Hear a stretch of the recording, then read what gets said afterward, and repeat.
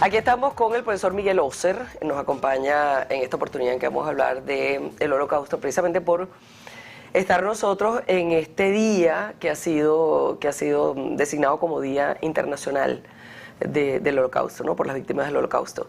Entonces, ¿por qué el 27 de este mes? Sí, el 27 de enero se escogió porque coincide con la liberación del campo de exterminio de Auschwitz, que fue el campo de exterminio donde mayor número de asesinados hubo, entre ellos 1,5 millones de niños, que fueron enviados a cámaras de gas y luego a los crematorios.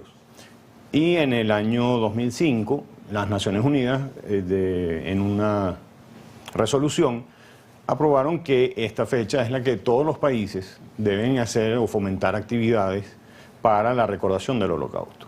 Inclusive, en aquella oportunidad, la Asamblea Nacional hizo una aprobación de esa resolución, haciendo como un acuerdo para recordar el Holocausto aquí en Venezuela. En aquella oportunidad Nicolás Maduro estaba como presidente de la Asamblea Nacional, y el martes vamos a tener también la comunidad judía está complacida de que por iniciativa de las fracciones parlamentarias de la Asamblea Nacional se va a nuevamente hacer ese acuerdo de recordación del Holocausto. Inclusive, al finalizar, un miembro de la comunidad sobreviviente de un campo de concentración va a dirigirse a la Asamblea. Ok, mira, hay una cosa que me parece bien importante, que es hacer un poco de historia en relación a esto, ¿no? Esto comienza, como hemos comentado, en 1941 y por obra, estimulado pues por aquella retórica asesina de Hitler, eso se convierte en la cuestión judía o el problema judío. Es decir, ¿por qué el problema judío? ¿De dónde sale toda esa locura?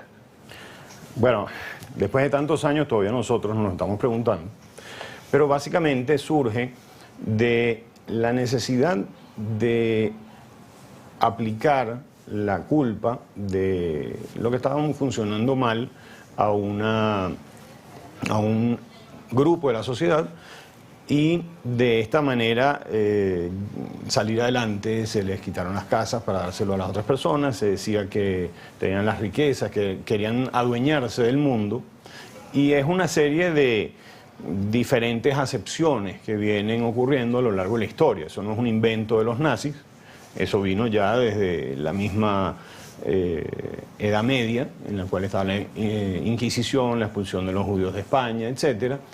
Y de ahí surgen esas tendencias antisemitas que achacan a la comunidad judía de lo que son la demonización, la discriminación, racismo, y que quieren dominar el mundo. Ahora, fíjate, tú sabes que en relación a esto siempre ha habido, ¿no?, históricamente, una discusión entre dos tendencias. Los que pensaban que esto fue una cosa planificada desde un principio, y aquellos que decían, bueno, cuando el partido nazi llegó al poder no sabían exactamente cómo se iban a comportar con los judíos, qué era lo que iban a hacer con los judíos. ¿Qué piensas tú? Bueno, una combinación de ambas.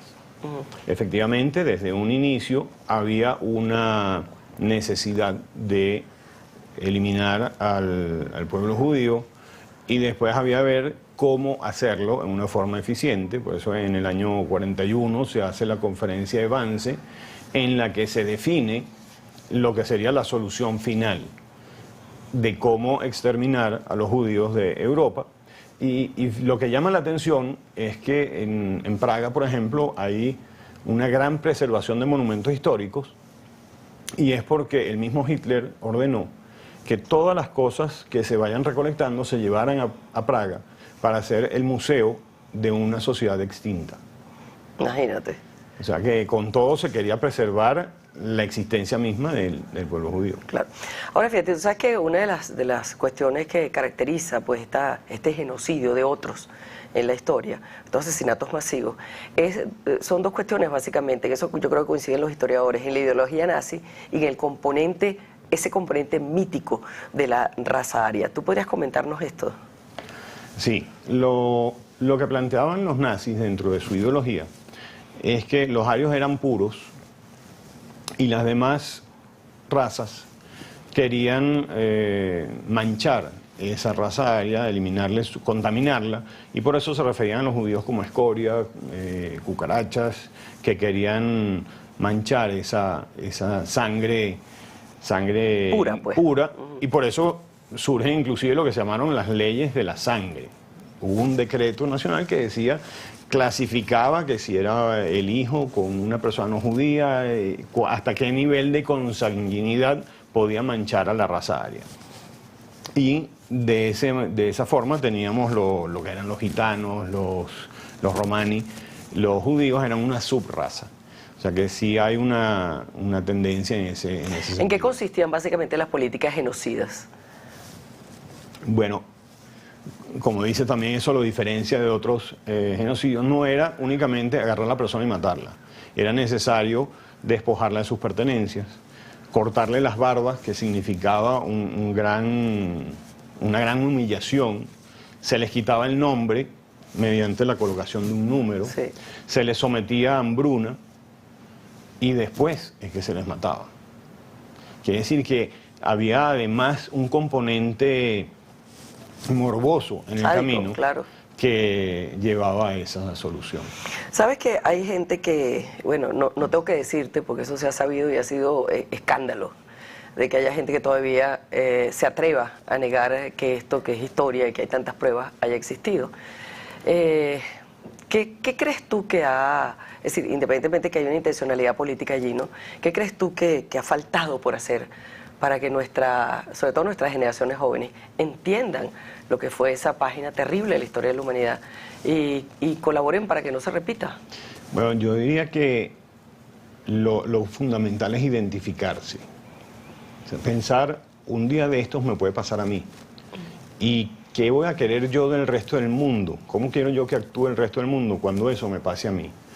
Si no hubiera sido así, no hubieran habido lo que ocurrió en Ruanda, lo que ocurrió en Yugoslavia, toda esa serie de asesinatos que prácticamente el mundo ni siquiera sabe exactamente qué es lo que está ocurriendo. Y no puede ser que haya que pasar más de 60 años para que haya que estudiar y empezar a recordar qué es lo que sucedió ahí. Y lo importante para los muchachos, yo les recomendaría es estudiar, investigar, leer entre líneas, que es lo que hay detrás de una noticia, y sentirse de verdad identificado y con espíritu ayudar al prójimo, para que este tipo de situaciones no vuelvan a ocurrir. ¿Tú crees que hay en la actualidad países o comunidades o sociedades en donde hay ese riesgo, en donde hay un riesgo real de eso? Bueno, donde hay riesgo real, hay países que abiertamente lo han manifestado en la televisión, que es necesario eliminar, por ejemplo, el Estado de Israel. Y por eso digo que los jóvenes se deben sentir identificados. O sea, ¿cómo pienso con respecto a una noticia de ese calibre? O sea, es una persona que está promoviendo la destrucción de un pueblo.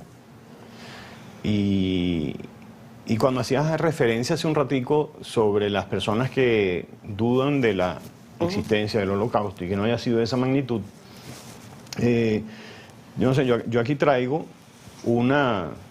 Sí, que llegaste al estudio con esa tacita. Yo dije, sí, qué cosa tan antigua, ¿no? Bueno, esto, para que tengan una idea, es la ración de comida que utilizaba mi papá. Le dan dos, una al mediodía y una en la noche. ¿Tu papá estuvo en dónde? Mi papá estuvo ¿Era originario de dónde? Él es de Praga. Ajá. Y él estuvo en los campos de Auschwitz, Terezin, Mauthausen y Gunskirchen. ¿Él vive aún? ¿O ya? Él lamentablemente murió el año pasado, pero desde, yo diría, los últimos 10 años de su vida, él fue profesor en la Universidad Central de Venezuela, y en los últimos 10 años de su vida él los dedicó a transmitir el mensaje del Holocausto. A decir, aquí estoy yo, aquí está mi número, lo puede ver el que quiera, con la finalidad de que quede una evidencia, así como queda en el resto de los sobrevivientes que hay en Venezuela y en el mundo, de que eso fue un evento que y esa era una ración, vuélveme a decir, porque es que eso me impresiona, esa era una ración de comida, ¿no? Esto era la ración de comida. De comida, o sea, de un día. Le daban sopa. ¿De un día? Sí, bueno, al mediodía y una en la noche. Ah, ok. Y entonces, él siempre me recuerdo, él no podía comer lentejas. Pues él decía, las lentejas me recuerdan el campo de exterminio. Y ellos decían, sírveme de abajo. Pues las lentejas caían, entonces no era solo una agüita, sino sírveme de abajo, que caiga Claro, también. claro. Nosotros tenemos en la casa frazadas y Claro. cuestiones que... O sea, que tienes cosas todavía de que hemos originales. tenido originales. Ese vasito, por ejemplo, Este es el que él vasito usaba. Es original, sí. Bueno, Miguel, muchísimas gracias por haber venido. Hemos contribuido un poquitico a mantener esa conciencia, ¿no? Esa conciencia viva. Muchas gracias por haber venido. Te agradezco muchísimo tu testimonio, tu aporte. Vamos a la pausa y regresamos inmediatamente.